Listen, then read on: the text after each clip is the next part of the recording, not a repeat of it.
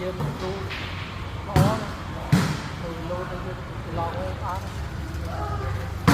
ôi ôi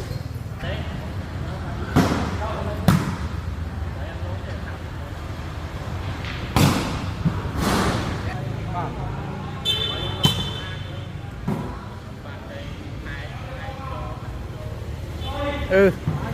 là thì đánh bọt trầu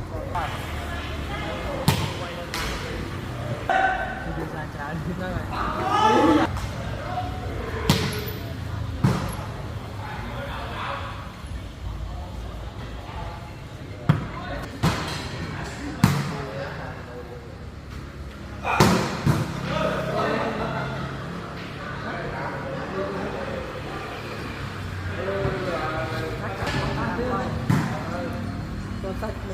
lên co lên ra chừng đêm mà